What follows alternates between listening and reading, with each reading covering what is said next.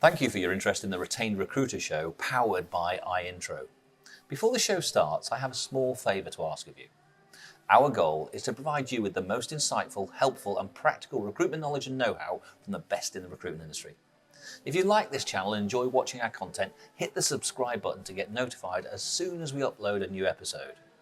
Thank you again, and as ever, we're rooting for your success. Now, time for the show. Hello and welcome to the Retained Recruiter Show. My name is James.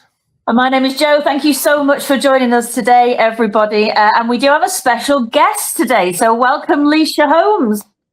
Hooray! Yes. Lysha and Scooby. Lysha and Scooby. Yeah, that's a lovely top you're wearing, Lysha. It's very nice, isn't it? It's been sent from the catwalks of Paris Fashion Week. Sent with love from you to me with a little present. Yeah, I know, exactly. Oh, sorry, I've got it on. That's good. Live on my my laptop as well. So at least we know we've gone live, James.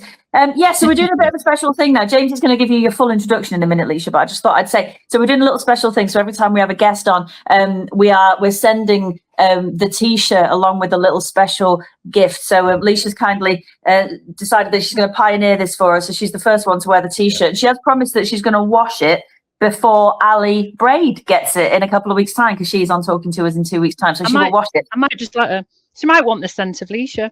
Yeah. She may. Nice. I've got nice perfume on today. I might see how whether I get any dinner on it later. Yeah, exactly. She's got a washing machine. That's all good. It's all good. Anyway, let James do your official introduction. I just want to share for all those people who are down south, when Lysha says dinner, that's lunch for you people down south, but up here in the north, that means now. No, yeah, not your tea. Yeah, no, that's different. That's different. Anyway, Lysha, we're delighted to welcome you back. And obviously, we believe that you're one of the UK's most recognised voices in recruitment and talent acquisition. And people may not know this, and I was surprised when you said this to me. 21 years ago, you founded Key Recruitment, and you are an award-winning recruitment leader, rec-to-rec specialist, coach, who's built a strong reputation for helping recruiters and recruitment businesses grow, develop, and perform at their highest levels. With all your years of experience across recruitment, leadership development, coaching, and talent strategy, you're known for your honest, energetic, and people-first approach. And alongside running successful recruitment businesses, you work closely with recruiters and business owners through coaching and mentoring, helping them improve their performance, their leadership capability, and long-term business success. We also know that you're very passionate about raising standards across the recruitment industry, some of the things we might be talking about today, building strong workplace cultures and helping businesses make better hiring decisions. And in today's conversation, Jo's going to share with you what we're going to be discussing, but we're going to be discussing the future of recruitment, the realities of building successful recruitment teams, and what recruiters are getting right and wrong right now. So welcome back, Lysha, to the Retained Recruiter Show. We're delighted to have you with us today.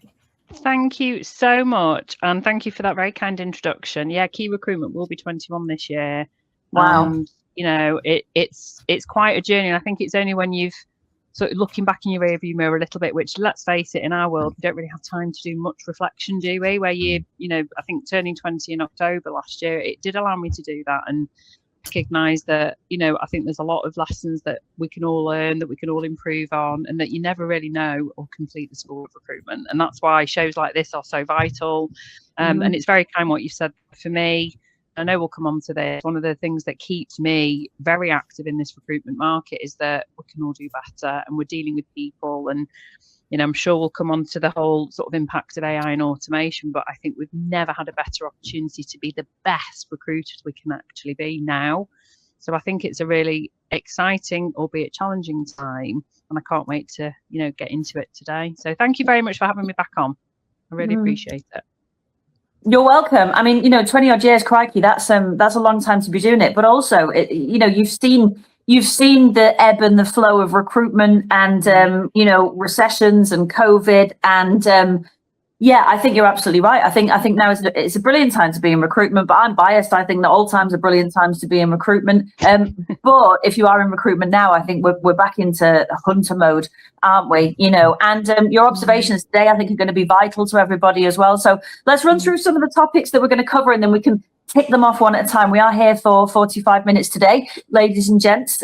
So we thought we'd extend it. There was no way we were going to get through this at 30 minutes. There's certain people who come on this show and we think, yeah, this is going to have to be a bumper edition. So it is a bumper edition. The first thing we're going to pick your brains on is latest recruitment market data. So I know you've got some data to share with us. That's great. So we're going to we're going to start off with that. Then we're going to talk about the war for talent, not outside of recruitment, but inside of recruitment, and how it's tougher than ever. Lysha, your top tips there on what we could do to increase our headcount, but make sure that we're doing it in the right possible way. Of course, we're going to talk about making smarter hiring decisions, but then also we're going to talk about retention. So what do we need to do to retain our top talent within our recruitment businesses? And then also we're going to talk about future-proofing to a certain degree as well. What do businesses need to do to future-proof? And then finally, what are the best recruitment firms doing differently? What is it that they're doing at the moment in this turbulent market that's helping them to, I hate the phrase, but I'm going to say it, thrive, not just survive, so lots to get through. James, what are we kicking off with first? Well, I think something that we do want to get you to share, because you kindly said you're going to share some documents later on with people. So get your pens and papers ready, or your screen capture ready, whatever you're going to do. But Lysha, let's kick off and talk about what the recruitment market data is revealing right now. The trends that you're seeing out there, and then hopefully you can share that information. We'll pop that up later on. Yeah, I mean, the reason that we decided to share this is that the most asked question that we get as Rec to Recs, and that's both from candidates and clients, and generally people that work within the industry, what is the market doing right now? And it's such a broad question to ask. So I think we wanted to ensure that we are providing actual, insights into which markets are continually performing well in terms of growth opportunity, where there's a talent shortage typically, where there's perceived investment, and where there is not going to be a likelihood of that being impacted by future, external factors such as the geopolitical situation, as you've said there, potential threat from AI. We've also got emerging markets in there where there's seen to be a huge opportunity, where there's, maybe they're not outperforming at the moment, but where it's coming back potentially. And those that are in either decline or are at serious threat from AI replacement or from what is happening in the political situation. So one thing I will say as a caveat is that when we did the report in April, that is a moment in time. And of course, as with any insight or data, it's taking something very agnostically, as opposed to, you are sat in this desk right now, but it's about giving a picture. And it won't surprise you to hear that the markets that you would anticipate that are doing extremely well are those that are dictated by, and if anyone wants to, have the report, you just need to click on that and you should be able to get access to it.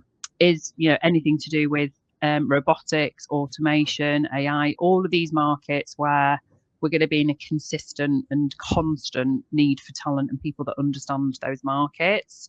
The interesting thing on that report is that there's a real shift back towards some of the senior strategic hires, such as finance and sales and operations. And that was really encouraging to me, because historically that's always been a market that I've always enjoyed working in within professional services. So I think that it's, it's not going to be a massive shock to most people. I think the sectors that unfortunately seem to be in decline are ones that, you only have to be a consumer of the news to understand: hospitality, retail, these sectors that are very dependent upon workers that, Brexit caused them to, a lot of the workers in that environment, they were very talent short. But of course, because the national minimum wage increase, it's meant that a lot of retail and hospitality firms are closing. A lot of them are being bought out and merged. And, even from an operational shared service perspective, opportunities where historically maybe you didn't necessarily do the sort of on-site retail people, you might do the head office. There's actually been a reduction in opportunity. And of course, you've got external factors like offshoring, you've got the AI impact. There's a lot of areas that have really impacted ingredients coming in, etc., because of the current Middle East situation. So that's not to say, and there's a real caveat, and I've had a lot of really interesting offline conversations around when we shared the report with anyone that asked to see it, from those who do operate in a generalist way, because that was one of the decline areas. Those who are more generalist, what we would have called traditional high street agencies, there was quite a rebuffal actually from quite a few business owners who said, actually, we're outperforming, we're lean, we're not a massive firm anymore. We're lean, but we're actually doing really well on our GP. We're doing really well on top line sales growth. And I think that's where I think there's a huge opportunity when you've just said that very succinctly, Joe, this whole, notion of the ebb and flow of recruitment, that in order for you to understand what that looks like for your actual clients, actually sometimes having that more generalist approach can be a real game changer. Because if you're working with a business, an organization, and you are really immersing yourself as a talent partner, and they're saying to you, look, we are going to need people on an operational level. We're going to need, 50 people in the shop floor. We're also going to need somebody to look after supply chain. And actually, we're really struggling with somebody to, manage our change management and introduce a new tech-based system, or we're going to move to AI. You could immerse yourself as that generalist recruiter and say, right, we're going to now RPO that, and we're going to go and do all that. So I think that's where I'm always a big believer, that you allow the data to help you make strategic hiring decisions as a recruitment, as a business, as an employer. And when I read that report myself, and I did read that report myself, I just thought, well, if I was in those spaces, would I be panicking? I think, no, where's the opportunity? Because the fact is, and I don't know if anyone, does want to ask questions, but Rec to Rec has, in theory, been under threat for the last few months because, of course, how many recruitment firms are hiring and really in hiring mode, and how many of them are going, we're just going to lean into the outsourcing model. We're going to use AI now to replace resources, etc. But actually, I see it as a huge opportunity for our industry. So I don't know if you two had an opportunity to look at the report, and that wasn't a trick question. If you haven't yet, that's fine. But I don't know if you have seen it yet. I'm going to hold my hand up and say, no, I haven't. But I definitely will. I think some of the things you said there are fascinating with regards to particularly talk about the general agencies, because a lot of the focus is, go niche, and and if you're a generalist agency, you're thinking, well, am I? So I think when people read the report based on what you just told me there, I think it'll give them some comfort that they're not, that they're okay, the business is there. And Joe just mentioned there's always that opportunity that you can chase, and I think you're probably going to lead on to this later on somewhere. It's about your mindset. Do you see that as the threat or the opportunity? And obviously, it's seeing it as that opportunity and thinking, what do I need to do to get onto that? And you said, flip over to an RPO type opportunity, project-based opportunity, whatever. But there is always an opportunity out there that says, if you've got the right mindset, and I think the important thing is that partnership approach that you spoke about, because that's a consultative element that we talk about a lot, but we can generalize here. That partnership approach, if you're in that way, then you're seen, you're trusted, you're respected, and you'll get the work. So I think it's really important. So I should have looked at it. So no, it's fine. You can do right. 10 lines of detention after school. In all seriousness, I think it's interesting actually, because in fact my podcast this week was all about niching in a niche. I think you can be quite agnostic, i.e. generalist, but still have a niche. So I'm a good example of that. I'm a rec to rec that works across every single market. So you would say, well, hang on, she's recruiting in supply chain, she's recruiting in tech, but my niche is I just do the Northwest. That's all I do.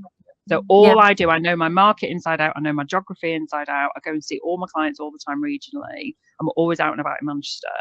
So if a recruiter, a fee earner is moving in the Northwest, I'd like to think they'd call me.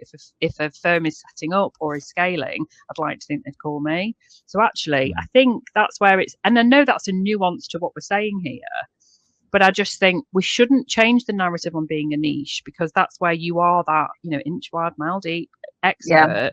But two points, just to, I guess, segue into, I'm presuming what we're going to talk about next, is that, as a true consultant, which is what we should be in recruitment, you should embed yourself with your client. And embedded solutions now is not, most people will understand the concept of that, although certainly that take time to tune into this show.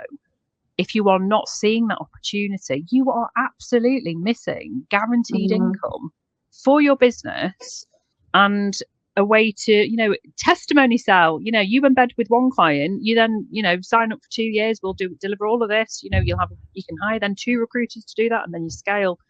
So I think it doesn't get talked about enough. And, I think you only have to go outside of the recruitment industry to understand what our reputation still maintains to this day, which is not the best when it comes to being transactional. We think we're management consultants, we're all this, but actually go and speak to people who are, accountants, who are doctors, who are teachers, who are, any walk of life. And I would say more than half of them have not had a great experience even now in the day and age where you think most people have learned it. So I just think it's a huge opportunity to, and embed is possibly maybe a future word that we should just all be thinking when we're engaging with a client. How do I embed myself with this client? It's a really simple thought strategy. It's not rocket science. It doesn't necessarily need to mean, we're gonna convey, we're gonna deliver all of your roles. It might just be we can help on this basis, and then you would, you could even master vendor it, engage with other recruitment companies. So good opportunity to do that. I think Joe, we've seen quite a lot, haven't we, in terms of where our clients, on a small scale, do exactly what you were saying there. And I was just speaking to one of our clients this week, and his contract, I'm not going to say what it was, but it's small. Small as in it's an 18-month contract, 10 grand a month, but it's certainty of revenue, and there's some success clauses on top of that as well. So it's not just contract isn't worth 180 grand; it's worth more than that.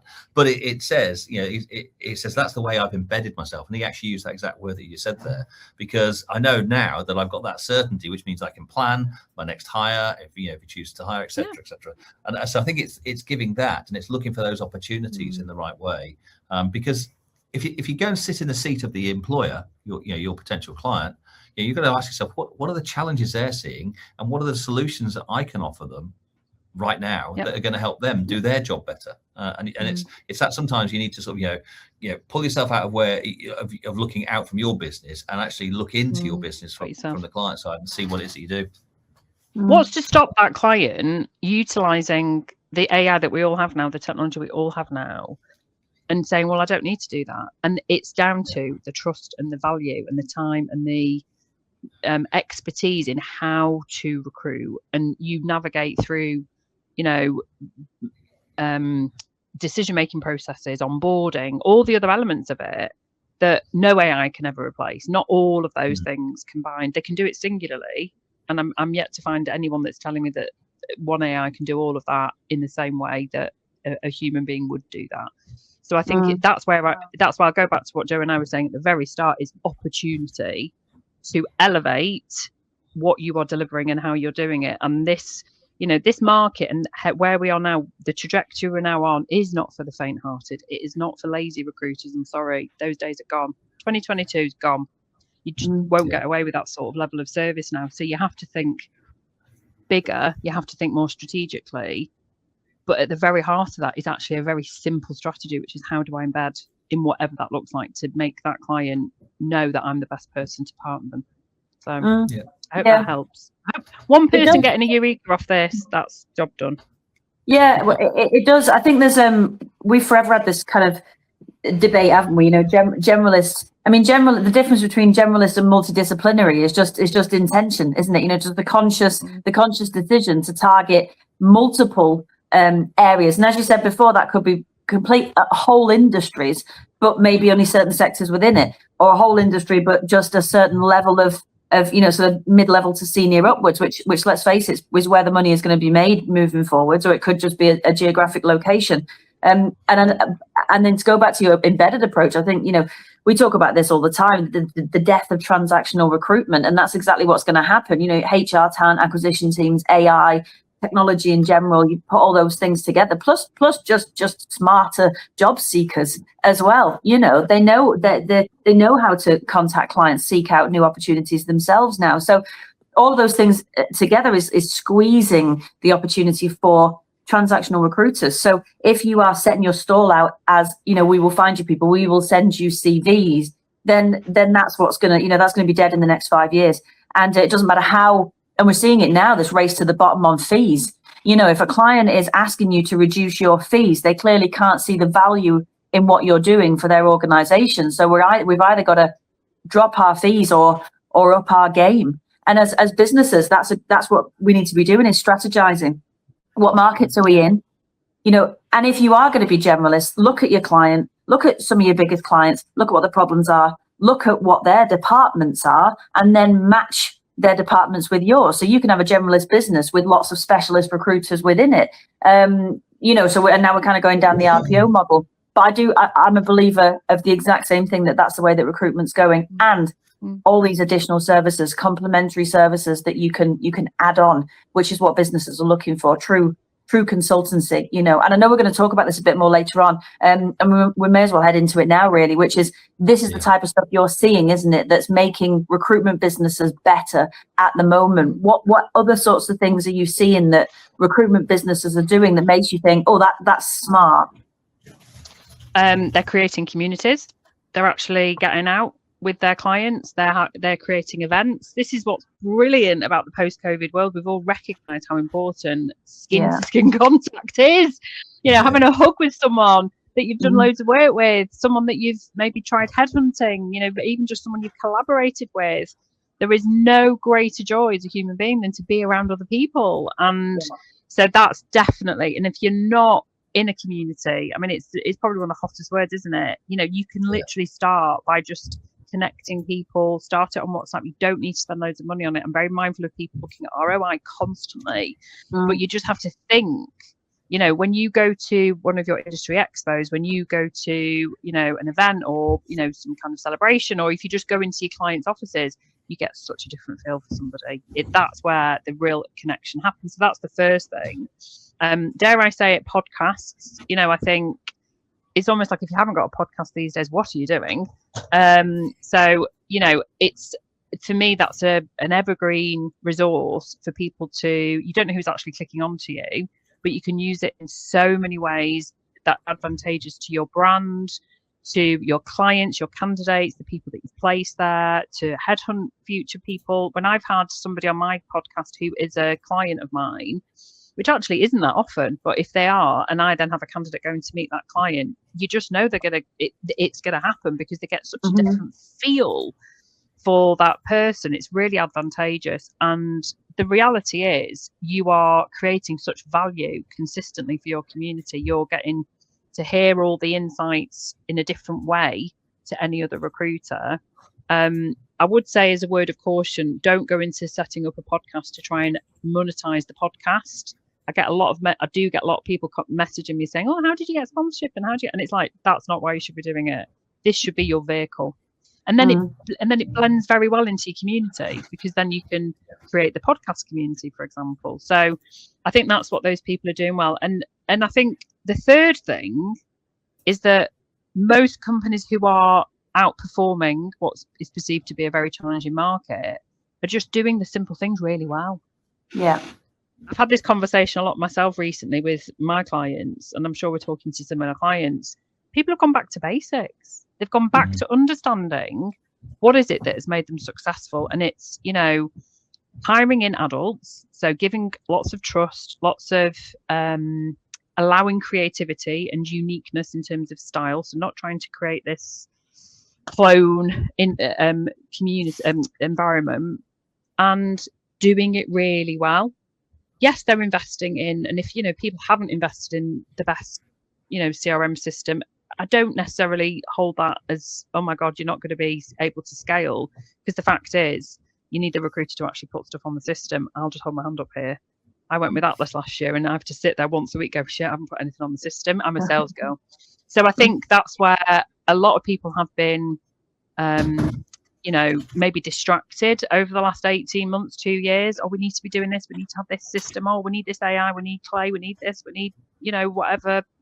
Actually, just do what you do really, really well, and you will carve out that in terms of what we've just been talking about, those relationships, those partnerships, but getting out and seeing your customers, being visible with them. Because I think that with everything else you just said, actually, in particular, Joe, around, you know, why would your end users pay a fee for you right now? It's because of all this stuff that you're doing. No longer do I ever want to hear, I'm not paying 20% for that CV. No. You're not paying for a CV. What you're paying for is all of this going on, and they will then see all that. It's just creating a better value system. And they're retaining their people. And I know we're going to come on to that. They're retaining their best people because they're listening. They're creating a safe space. They're paying people well. It's transparent. And you tend to find that at the very heart of that is the leadership team who are working really hard and aren't off playing golf and aren't off, you know, swanning around in their expensive cars. They are sleeves rolled up, getting on with it, doing the job. So it's that servant leadership. They seem to be the ones that are when I say doing well, they've got a very good reputation, that not just because it's on LinkedIn, by the way, take that with a pinch of salt. You go and have a look on Companies House, they are consistently, they always post their accounts. There's no charges going on or anything like that. So you can see that there's consistency there. They're not taking all the cash out of the business. And look at their retention of staff. It's one of the first things I look at. What's their attrition rate? Why is there a revolving door? That's not a great opportunity. That's a bit of an alarm, So none of that is rocket science, is it really? Exactly. We've all been around long enough, haven't we, to know that it's not about rocket science. And when you said, what the good organisations do at the moment, they're doing the basic stuff, which means they've gone back to basics to realise there is that. But the bit that, and I'm just reinforcing what you said here, just repeating it so people really get the message here, that relationship aspect of the community, the out there pressing the flesh or skin to skin. Well, it's probably a better expression. I think that was a mother thing, skin to skin. Sorry, it was. Yeah. I know. I did get that one from having had children many years ago. Creating bonds, though, so it's the same. Yeah, but that is so important, and more people are now starting to recognise that, because we've hidden behind these screens. This is ironic that we're on a screen call here, but we've hidden behind those screens for client calls. And if you can get out in front of a client, actually go out there, it's worth the investment. One of the things we talk about, and sometimes there's conflicting ideas here. But Joe and I have often talked to our clients about saying, you need to get out there and meet your clients. Okay, that's one thing. And some people say, well, you should be doing loads of them. If you're in sales, at least you're in sales, you should be doing loads of them a week. Well, that isn't the reality at this moment in time. And we just say, listen, if you have one good proper BD meeting, as in to talk about recruitment challenges and opportunities within that organisation, one a week. As long as your pitch to win ratio is better than 50-50, more than 50, you'll win 1 or 2 new deals every month. And that normally, if it's at the right value, says that's enough for everybody to do it, per person I'm talking here. But it's about having that. And then when you have those opportunities, don't just say, oh, well, I'll do a Teams event. Say, well, listen, I'll go down there. Now, we've all done it, by the way. We've all got on the train to London. We live in the north. Get on the train, you spend 200 quid, you get you're 15 minutes outside London, you get the call to say, I'm not around today. That's really frustrating. But you've made that effort, and people, there's an expression we use, which is a Ziegler expression. People don't care how much they know or how much you know until they know how much you care. And it's part of that sharing with your community, and it's really important. So that's where we come from on this particular point. So I think we're very aligned there. Should we move on? Yes. I just want to make just a shout out for the people in the comments. So hi to Michael Chambers, because we know he's watching. Joe Sanderson agrees. Now, he is from the north. This is a very northern show, actually. I think there's definitely a real northern feel to it. He's also from up north, and he's just clarifying that afternoon time. No, Rorello isn't. No. So afternoon time is dinner, and evening time is tea. So he's just clarified that for us. Thanks, Joe. Chris Shields is in the house. Hello, Chris. And Ruella says, hi, ladies, lovely to see you both. And Shannon's here as well, which is great. And Daniel Zagari, Lysha says that you're the queen. So there you go, you see. Can I just make this? Chris, apologies, I didn't get to call you this morning, but there we go. I will try to catch you. It's because he's here. It's because he's here. Yes, we've been talking to him for 3 hours. Right, let's move on to something that I know a lot of people are wanting to know about, and that's recruitment. So that is Rec to Rec. It's I'm a recruitment business. I want to grow. A is the best way for me to grow to recruit. B, what's the best way for me to recruit? And C, who are the best people that I should be recruiting for my recruitment business? And this is your absolute wheelhouse, this, isn't it, Lysha? Yeah, it is. Hopefully my brain will remember all those 3 things. And if not, just bear with me with the old brain fog. It all depends on where you're at in your journey, whether you are scaling through, market growth, or whether it's because you're looking at a potential exit of yourself from the business. There's so many nuances to that question.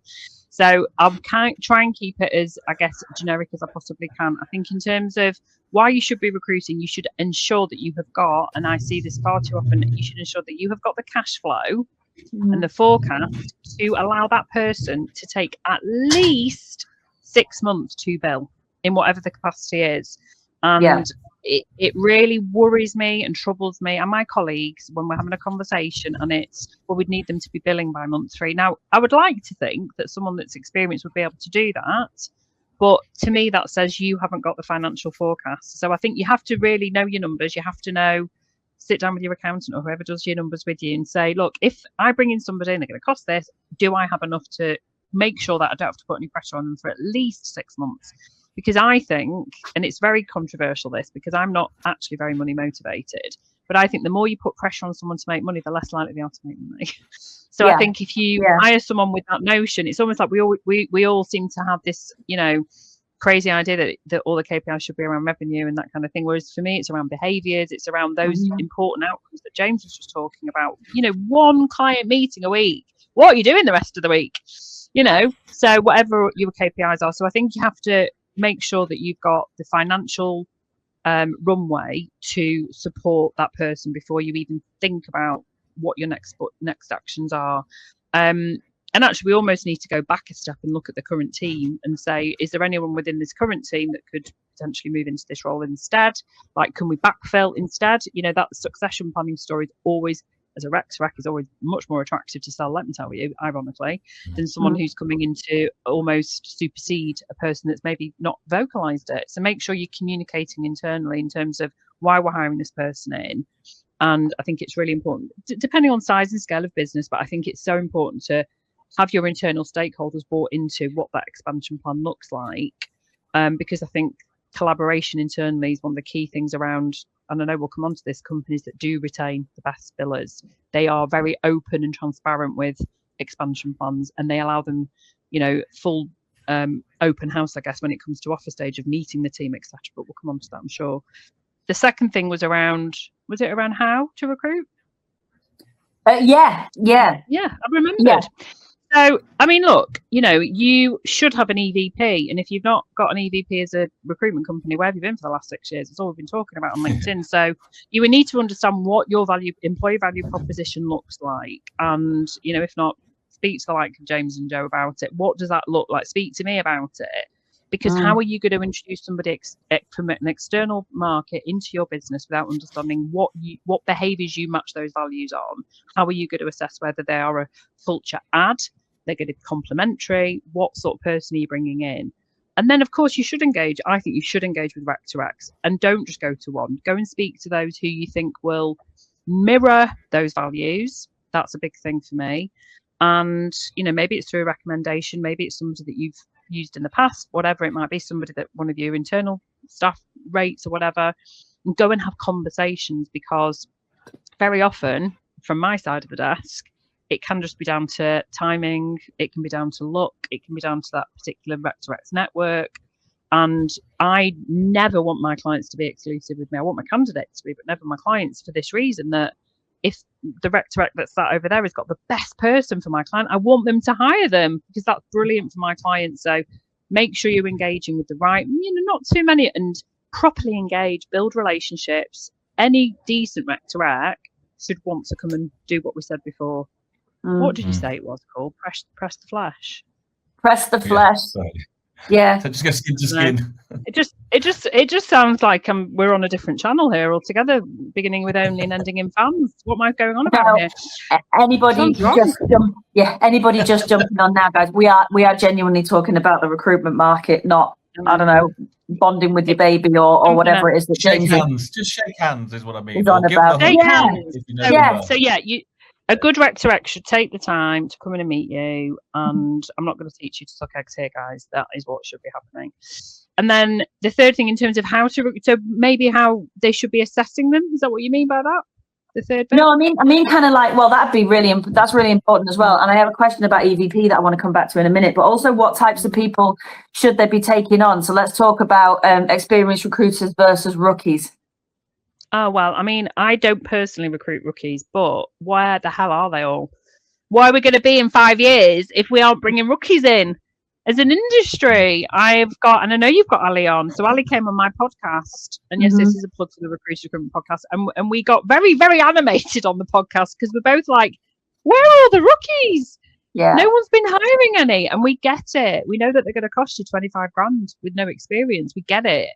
But if we're not thinking ahead, 3 years, 5 years, 10 years, I mean, by then, hopefully I'll be nearly retired. But where are all your businesses? You're not going to have any, you know, where are all the recruiters to all the Rec to Recs? Well, no one was taking on trainees. So where are they all coming from? So I think it's an absolute travesty, and this is not unique to the recruitment industry, that we're not thinking beyond what's here and going, right, we need to future-proof ourselves. So we need to be thinking about young people who've probably gone through COVID, who maybe have lost confidence. Maybe they're not going to pick up the phone and cold call you, but maybe they've got, go and have a look at their social media. How many followers have they got? You know, how good are they creating a community on their TikTok? Those are the sorts of people we should be hiring, thinking differently, because without that difference of thought, we don't get any diversity, and you're never going to attract anyone. So I actually think it should be a blended approach. I think we should always be thinking about, you know, and I guess it does depend on the level of people that your business recruits. But I think, you know, a blend of, you know, putting a mentor, so a more senior recruiter with a trainee, that's a really nice buddy system. I don't know if anyone even does that anymore. I don't mean for coaching or training, just in terms of day-to-day osmosis, watching how they do it. It's what Shannon and I did. I don't know if Shannon wants to agree to that. It's pretty much what she did. She mimicked me for about 3 years. So I think you should always look at a blended approach. And then in terms of, and I'm sure this is something you talk about a lot on the show, and if not, I know it's something that we talk a lot about with our clients, it's the 360 versus the 180 versus the 270, the whole blended approach. Well, you've got to find the right cadence for your business. I personally think, I'm a big believer that if you get to know somebody based on what we said about EVP, which I know you want to come back to, on behaviours, how somebody operates, what they're really good at, play to those strengths. You might find maybe they're not the best cold caller, but I bet they're bloody brilliant at, you know, you go and put Gen Z on. Can you go and find the best candidates? They will use every source. Has your teenager ever gone onto Snapchat and found a random person they went on holiday with 5 years ago? They're like little sleuths, honestly. They'll go and find anyone. So why would you get them cold calling when they could be headhunting the best untapped talent? So it's about, you don't need to have this label just because everyone else does. Look at what is right for your business and apportion those tasks accordingly. Keep communicating with those people as to what are they enjoying, you know, what do they want to develop in. But I've always subscribed to, you know, why do we all have to have this, you know, these robots all doing the same job? I just don't think it works. And the downside, of course, to hiring 360s is that at some point they're going to get to the point where they're going, I'm billing all this money and getting 20% of it, 30% of it. I'm going to go and do it for myself. So you almost, it's damage limitation for your future proofing your business that those people won't want to leave. Yeah. I hope that helps. Can I throw a question about trainees and rookies? Because again, and maybe this is an age thing here, because the big companies, as were, that's where it was easy for people to get in, because obviously they had the budgets and they were able to do that. And you know, I know some of it was churn and burn, but you know, what that did is that generated people who then come with a year's experience at least, rather than total rookie. And that's where the smaller agencies would have you know, perhaps picked people up who think, okay, you can be a grown up recruiter here rather than being a KPI driven one, bang bang bang. But I don't know whether you have any information. I know you don't recruit on those levels, Lysha, but are the big companies, the big ones, are they still recruiting at a junior level, or are they? Do you have any idea? I don't tend to do a lot with the big corporates, mainly because I enjoy dealing with decision makers, and you just don't necessarily get to the decision makers. I'm guessing they probably do, and I don't think, you know. By the way, you know, I know they're obviously all, you know, all their public figures in terms of what they're down in profits, you know, 50%, 60%. I don't think for 1 minute that Hayes, Michael Page and Robert Walters are going to go out of business. They're just going to adapt and they're going to change and they're going to shift and they're going to evolve. I think I agree with you. I mean, I came from a big corporate back in the day. That's about as northern as it gets. There you go. Didn't we all? But can I just say one word? Apprentices. Just go and get an apprentice. Work with your local college. You're working with somebody that's chosen to go and do an apprenticeship. They are not, you know, they're probably trying to make an independent life for themselves. You're going to get the support, the financial support. You are going to be homegrowing somebody. I see so many smaller businesses, we're talking like sub 10 people, and they've taken on a recruitment apprentice, and that person, the story they then tell of going through the ranks. I'm not saying it's forever proof, is anything forever proof, but for me, that's the least risky way of bringing a trainee into business. And then we are doing the best in terms of altruism of young people. Well, can that help with the future proofing? Because obviously, if you do the homegrown stuff, and you look after them, if the culture, I know that's a very broad word, if that's right, because not everybody's motivated. They're not all going to jump for an extra couple of grand here, a couple of grand there, because you've created the environment. So what are your thoughts on what are your clients doing or what's your opinions on how people can future proof their business? I think that it's one of the elements of how they can future proof. And I think it's, for me as a rec to rec, if I can see that a client has got let's say 90% retention, that's like phenomenal. I'm like, wow, how have you managed that? And then you find out that they took on someone from graduate or trainee, whatever. That's a really nice, compelling way to do it. So I think it's almost like a no-brainer. Why are we not looking at that? You can never say forever. And then, you go on TikTok or you go on Instagram and it's like, oh, people are going to be moving jobs. They're all going to have lots of side hustles and that. I mean, forget all that bit. This is not somebody coming and sitting in front of you saying, I'm 18, I want to be a recruiter for the rest of my life. You're saying, actually, let's take you on this journey, see how you get on. We will give you everything. You give us everything back, and we will work together and let you blossom. And if at the end of it, I mean, there's, what have you invested? And what have you got out of it? And, I don't actually know. I haven't prepared the stats and the data. Maybe someone else can do that while we're online. But, how can you not want to do that from a return on investment? Surely that's actually, to really be ironic to what I do, that's much more valuable investment into future-proofing your business than actually bringing in someone on 70 grand who maybe could bill and carry on continuing what they've done in a previous company, but sometimes doesn't always happen. This is the thing, right? There's no guarantee with anything that we do. We'll talk about that for an hour. No, there isn't. Absolutely. I mean, I work with a lot of businesses at all sizes of businesses who are taking rookies on, and they're taking rookies on by choice. A, because they can see how overinflated basic salaries their experienced recruiters are getting. And B, because they've taken experienced recruiters on, and for one reason or another, I mean, retention starts with recruitment, right? So you've got to get the right people for your business to start off with. Otherwise, they're always going to leave. It's just a case of when. So they're bringing experienced recruiters on, and actually those experienced recruiters aren't then making the money. So they're stuck with this 70 grand person or 50, 40, whatever the basic is, stuck with this like 40 grand person who's not making the money. So, and in my experience, I've trained lots of rookies. I put rookie programs into businesses so that they can train their own rookies.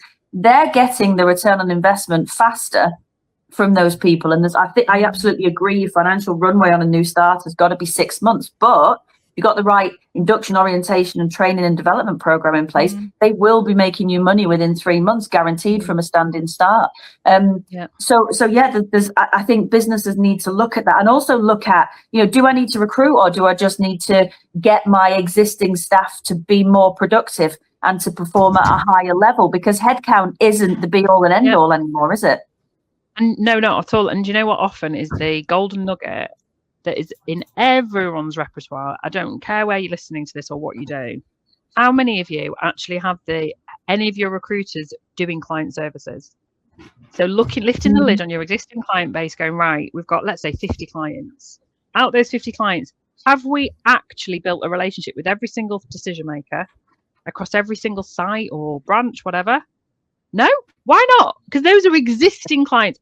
Where are all the client service managers that used to be in our industry pre-COVID that were all made redundant and they've all been got rid of? And I interview people like that all the time who are so important to a business, and they are not just going out and doing handshakes. They are so valuable commercially. We need to hire in more people that do that job, if not down to the founder or the person that is driving new business, but existing business. I reckon you could put 80% revenue on top of what you're currently doing without even having to do a cold call. And that's where I don't get the whole, let's just do more cold calls. I'm like, no, let's not do more cold calls. We don't need to we've already got a reputation for phone bashing. We don't need to do that. What we need to do is understand our existing client base, where we've got signed terms, where we have done business. Where can we go and get more business? Exactly. And that, to me, will create better retained recruiters, because they're less. I don't care what anyone says, even the people that say they love cold calling, we really would much prefer it to be warm or hot, wouldn't we? You already know us. We've already got terms with you. And if you're working your market properly, you should never have to make a cold call anyway. No. If you're working the right market in the right way with the right touch points, there's no such thing as a cold call. We've not even talked about referrals. I mean, referrals and using that network and that community effectively, and you can incentivize it. We've always incentivized it with cash referrals. We just keep it simple. It's cash. You get cash in your bank when they pass probation, paid rebate. Yeah. So we keep it really simple. Can I just go back to, by the way, because I have to make sure I'm not being disingenuous. This is not all recruiters that move can't do a job going forward. Of course they can. This is about saying, both things are right, actually. Both things are equally right, in that a good recruiter should be able to go and recruit anywhere, actually. but so should be an opportunity for a person who is, desiring this industry, has not been put off by all the external, negative things that are said, and really wants to pursue a career.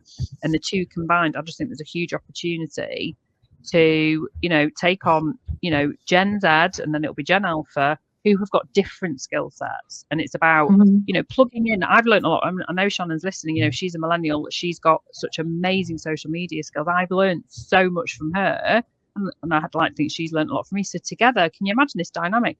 And that can be replicated everywhere. In any market, you put somebody who's got an expertise in one area, expertise in another area, and then combined, they'll just continually learn off each other. Yeah, absolutely. We have a responsibility to actually sort of, train, develop, coach, support. You used a word earlier, Lysha, which I'd forgotten about, but I think it's really important. And I forgot about it because it disappeared in COVID. And the word was osmosis. Because when we're sat, in your case, you're saying you sat next to Shannon, or she was sat next to you, and you learned from that. But equally, you just said you learned her the other way as well. Osmosis is a two-way stretch on that one.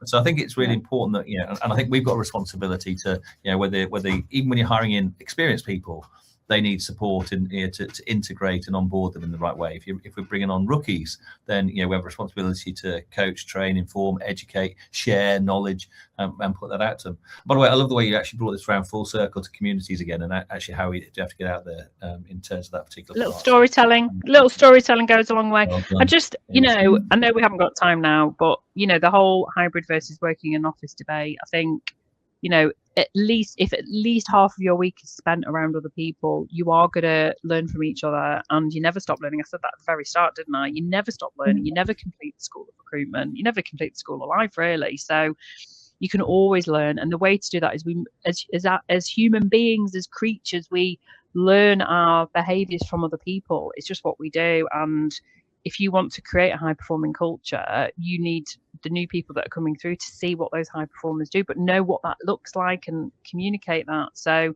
just creating sharing, and don't hide it. So yeah, I hope we can all learn from that.